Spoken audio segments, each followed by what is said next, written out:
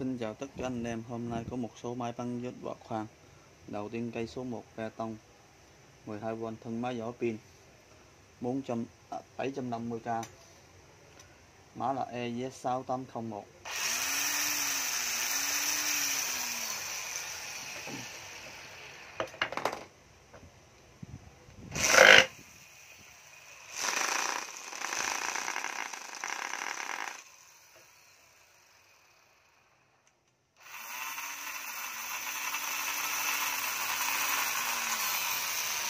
Đầu tiên cây số 1 750k 12V, thân máy vỏ pin.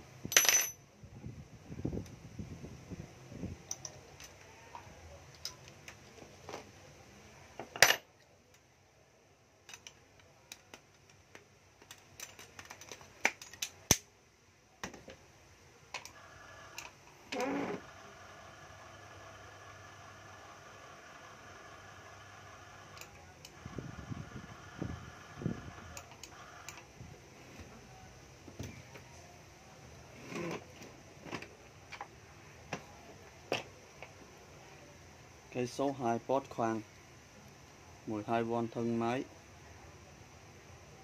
thân máy 450k, có 25 cấp trượt, một cấp khoan, không liều tốc, không thắng, chỉ có màn hình báo.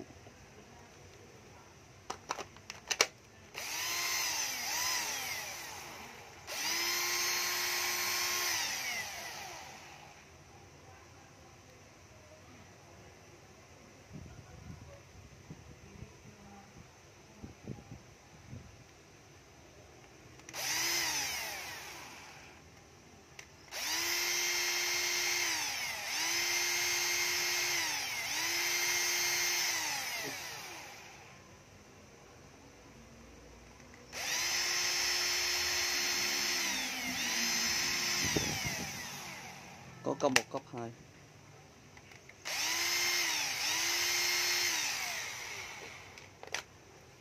Cây số 2 450k, thân máy bot, có 25 cấp trừ, một cấp khoan, 2 cấp danh chậm, không liều tốc, không thắng.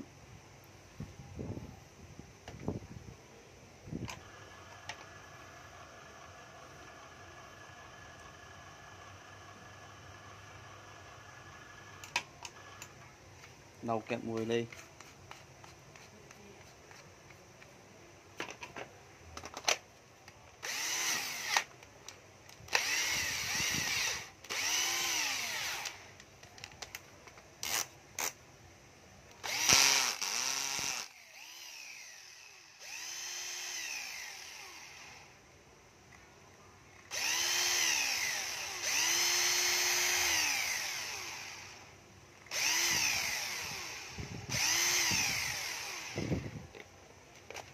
Cây số 2 450k, khoan bot.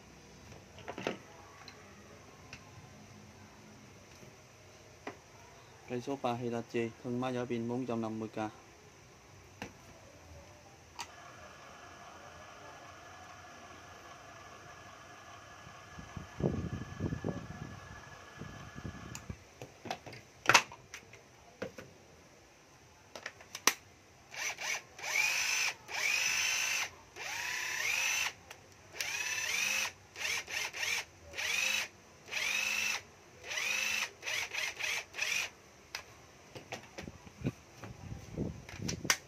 Cây số 3 450k, thân máy vỏ pin.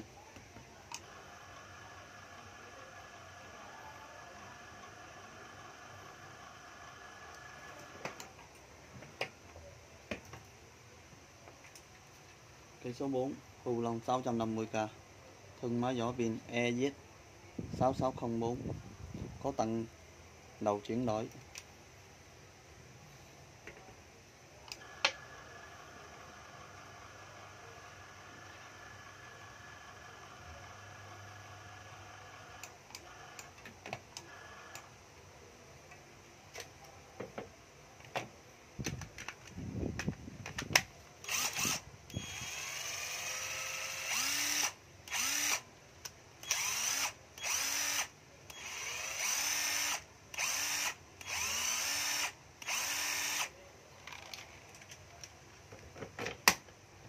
Cây số 4 650k phụ lòng 12V, mã là EZ6004, có tặng thêm nầu chuyển đổi bắn dứt.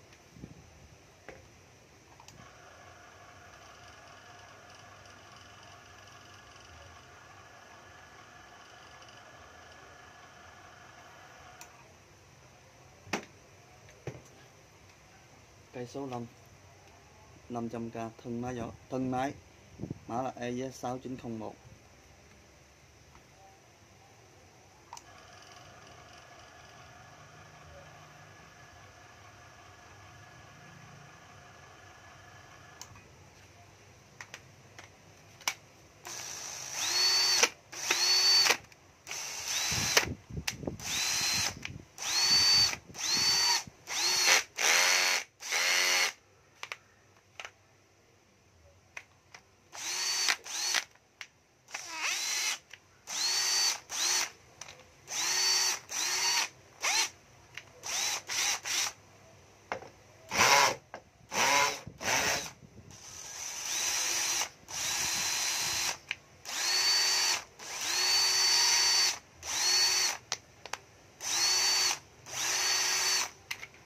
Cây số 5 500k thân máy,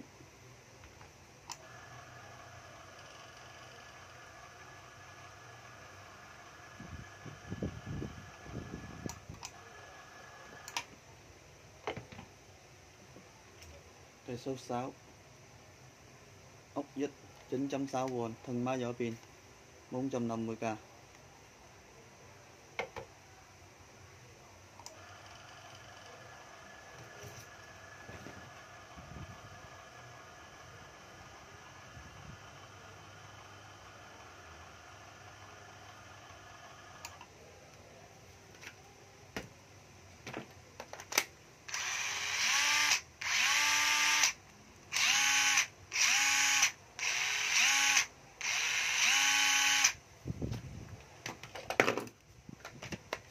Cây số 6 450k thân máy vỏ pin.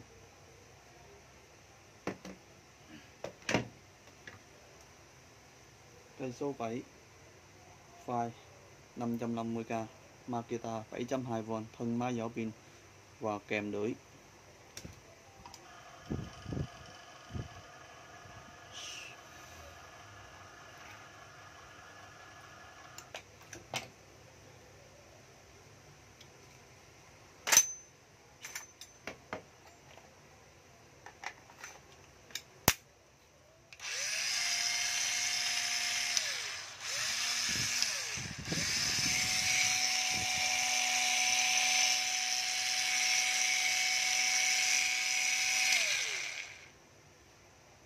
Cây số 7 550k thân máy vỏ pin.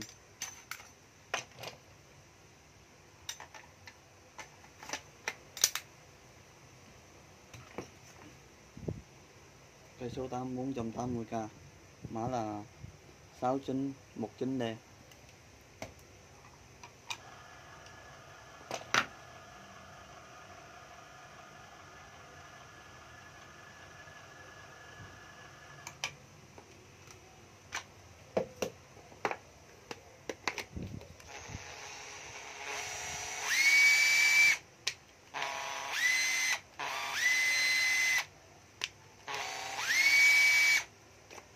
Cây số 8 480k thân máy vỏ pin.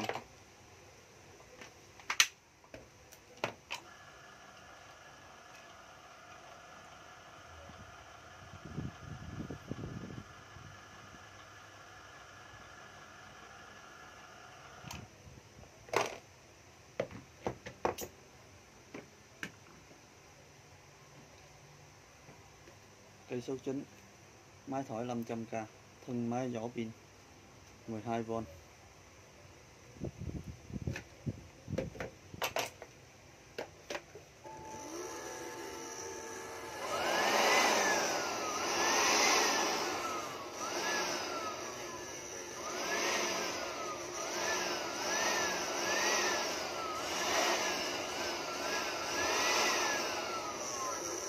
Có 3 cấp chỉnh nhanh giọng.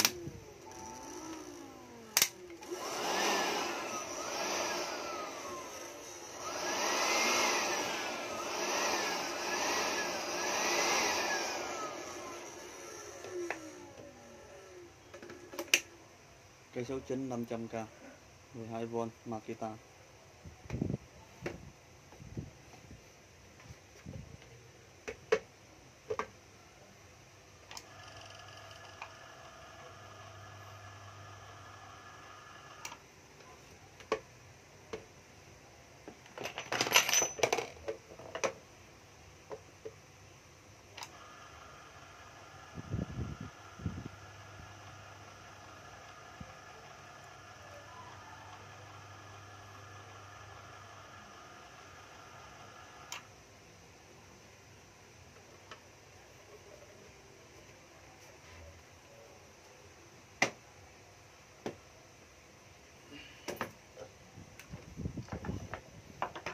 Cây số 10 cây đèn Makita 9.6V tới 12V, mã là ML 125.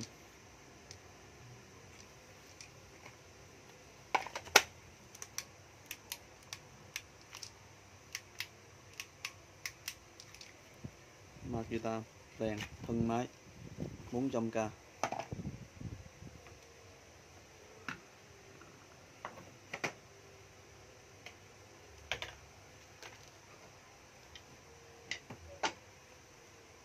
Cây số 11 650k thân máy Panasonic, mã là EZ7542.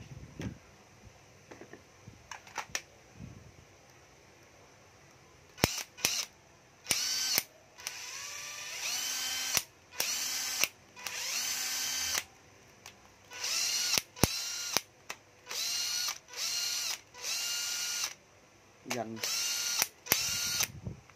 chậm.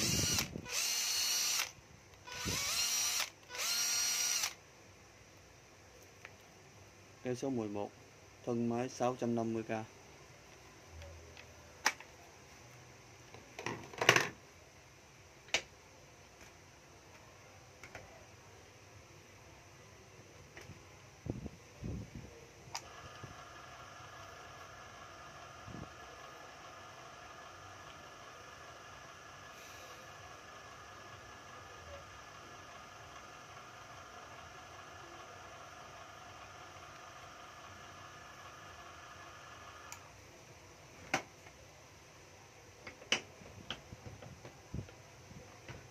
Cây số 12 480k thân máy, có kẻ bạc, lưng hạ đuổi.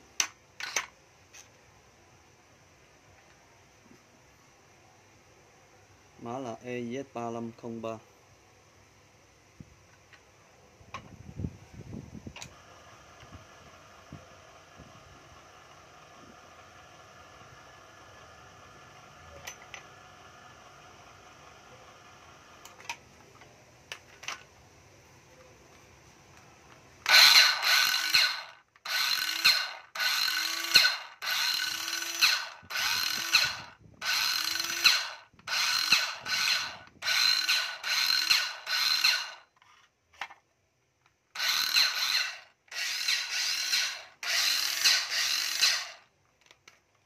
Cây số 12 thân máy 480k 12V.